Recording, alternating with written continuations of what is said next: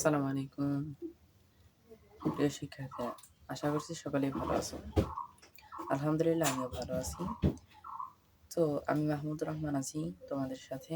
আজকে আমি গ্রামারের একটা বেসিক টপিক নিয়ে কথা বলব। যেই টপিকটা যারা বুঝে না তারা অনেক জায়গায় পিছিয়ে আছে। This topic name is person. কি ভাইয়া? পারসন এর বাংলা অর্থ হচ্ছে পুরুষ। পুরুষ, ঠিক আছে? খেয়াল করো তো, পুরুষ। এখন পার্সন কাকে বলে? পার্সন কাকে বলে? দেখো, পার্সন কাকে বলে? যে ওয়ার্ড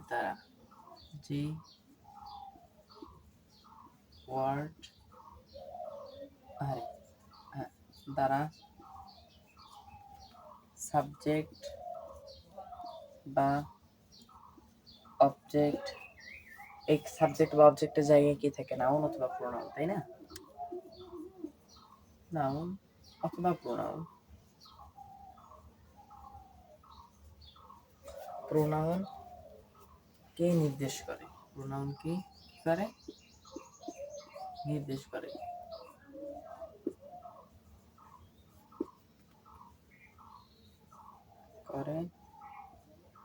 তাকে পার্সন বলে। বলে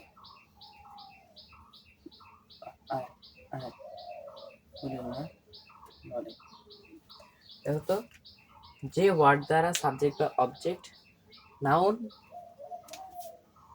বা প্রোনাউন, না মনে কিছু নেই না, ঠিক আছে?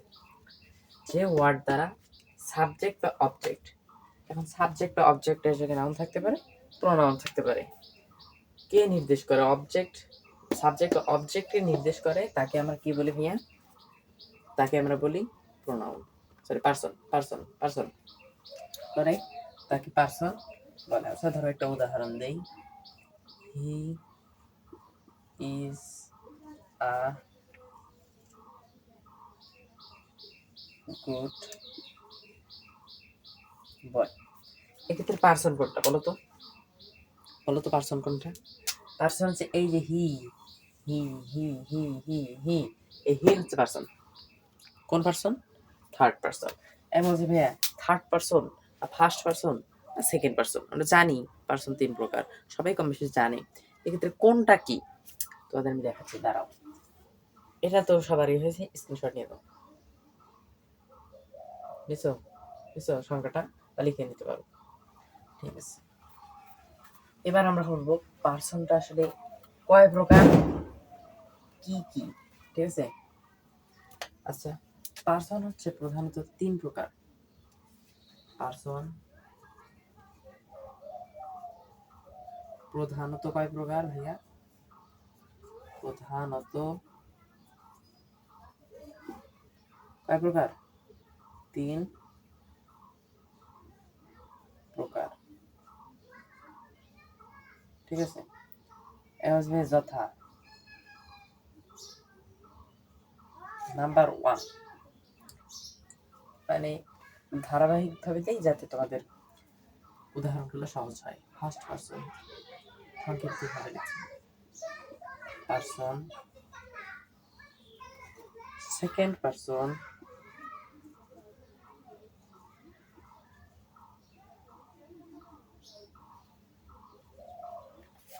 Third person.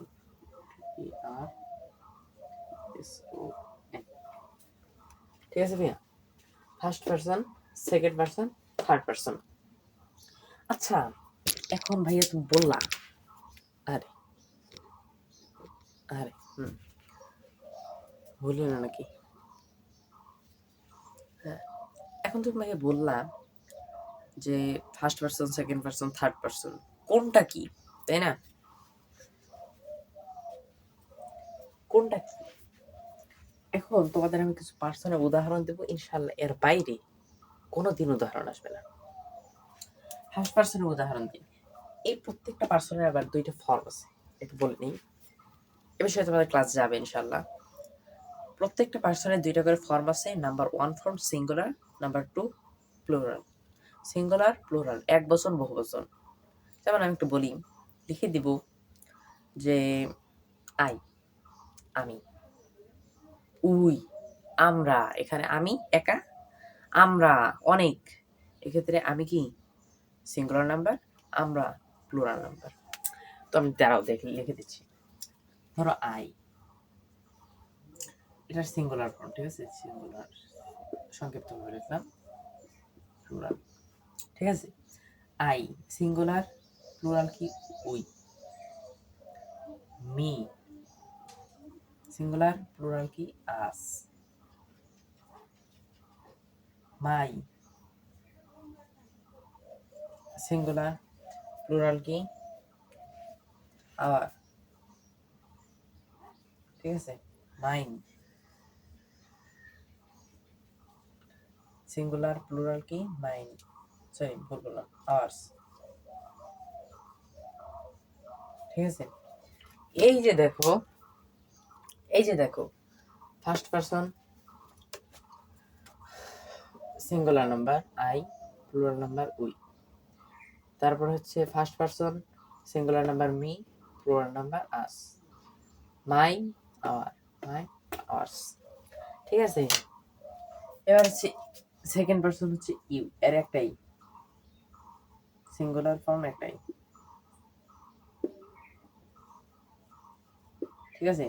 সিঙ্গুলার ফর্ম একটাই, ইউ, ইউ। এটার ই ফর্ম কি হবে? You, Y O U. এটা সিঙ্গুলার, প্লুরাল একই হয়, আবার মাঝে মধ্যে আলাদা হয়, ইউর হয়, আবার কি হবে? ইয়োরস হয়, Y U U R S, yours হয়। এই যে তাইলে সেকেন্ড পারসন সিঙ্গুলার নাম্বার হচ্ছে ইউ, প্লুরাল নাম্বার ইউই হয়, আবার মাঝে মধ্যে ইয়োর হয়, আর মাঝে মধ্যে ইয়োরস হয়। এবার দেখো থার্ড পারসন হি। এটা যদি পুরুষবাচক শব্দ হয়, কি বাচক? পুরুষবাচক শব্দ হয়, তাহলে হি বসবে। এটা সিঙ্গুলার, প্লুরাল, সিঙ্গুলার, এটা প্লুরাল, তাহলে কি দে, সি, সিঙ্গুলার, প্লুরাল কি দে। নেম, এনি নেম, নেম থাকলে নেমই হবে। নেম, এক্ষেত্রে কেউ আবির্স বলবে না, ঠিক আছে? অনেক জায়গায় হয়, এটা তোমাদের জানার এখন প্রয়োজন নাই বলে আমি মনে করি, ঠিক আছে? হি, দে, সি, দে, নেম, নেম। এই যে সবটা যে দিলাম না, এই টেবিলটার সময় ঠাড়া মুজ করবো, ঠিক আছে? ঠিক আছে ভাইয়া, ঠাড়া মুজ করলে আর তোমার পার্সনে কোনো মানে সমস্যা হবে না বলেই আমার মনে হয়।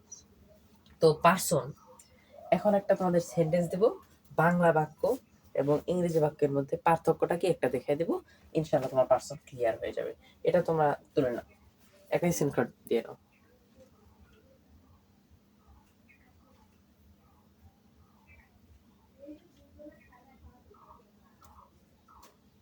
নিছো? নিছো? ঠিক আছে।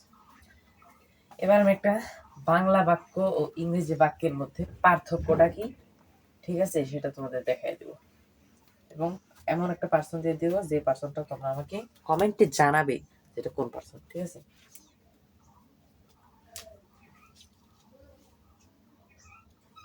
দে আর ভুল, সরি সরি, এটা কেন? বাংলা বাক্য আর ইংরেজি বাক্যের মধ্যে সম্পর্ক, আমি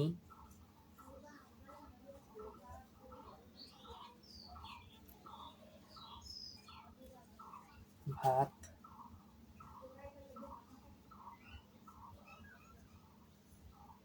খাই, এটা বাংলা বাক্য। আমি ভাত খাই। এক্ষেত্রে আমরা যদি ইংলিশে লিখি কি হবে ভাইয়া? আই রাইস ইট, এটা না, এই বাক্যটা যদি কেউ দেখে ডিরেক্ট রং বাক্য। কি বাক্য ভাইয়া? রং বাক্য, রং। আই রাইস ইট বাক্যটা ভুল বাক্য। একটা জিনিস সবসময় খেয়াল করবা, বাংলা বাক্যে, কি বাক্যে? বাংলা বাক্যে ক্রিয়াপদ, এই যে ক্রিয়াপদ, এই ক্রিয়াপদ থাকে সবসময় বাক্যটির শেষে। বাংলা বাক্যে ক্রিয়াপদ থাকে বাক্যের শেষে, কিন্তু ইংরেজি বাক্যে ক্রিয়াপদ থাকে মাঝখানে, মাঝখানে, ঠিক আছে? আবার অনেক সময় শেষে থাকে ভার্ব, এক এক জায়গায় এক এক রকম অবস্থান আছে, নাউনের পূর্বে, নাউনের পরে, এগুলো অনেক মানে প্রিপোজিশনের পরে, এগুলো আমরা জানি, এগুলো পরে শেখাবো, আসতেছে ক্লাস, দাঁড়াও। তাইলে যেহেতু বাংলা বাক্যে শুধু শেষে হয়, ইংরেজি বাক্যে কি হয়? মাঝখানে। তাহলে আই ইট রাইস। এখানে যদি হি দিতাম, সে ভাত খায়, ধরো সে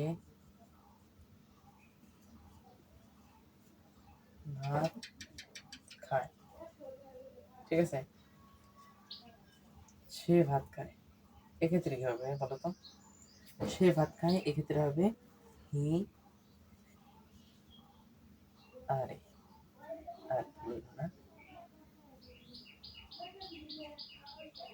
ইটস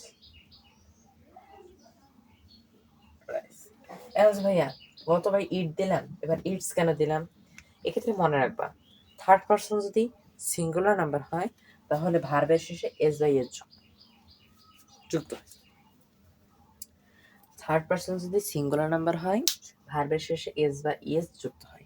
এটা মনে রাখবে, টেন্সের নিয়ম আসবে ইনশাআল্লাহ, টেন্স তোমাদের আমি এর পরের ক্লাসে দেবো। তো আজকে এই পর্যন্তই, সকলকে শুভেচ্ছা, ধন্যবাদ জানিয়ে আমি আমার কথা শেষ করলাম। আসসালামু আলাইকুম ওয়া রাহমাতুল্লাহ।